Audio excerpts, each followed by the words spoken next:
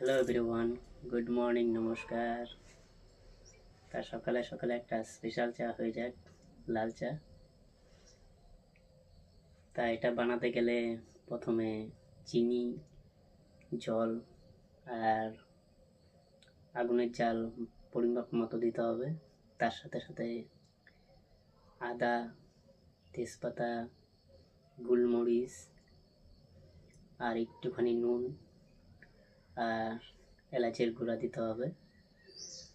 তা এটা খেলে শীতকালে সর্দি কাশি হালকা জ্বর দূর হবে। তা একটা মজাও হয়ে যায় सॉन्ग। ए चाय की भी प्याली हो, वो सबको चाहने वाला हो, साथ में घर वाली हो, ओ गोरा है तो काली हो,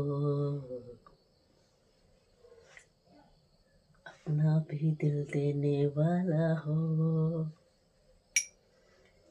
चाय की भी प्याली हो, सबका पीने वाला हो।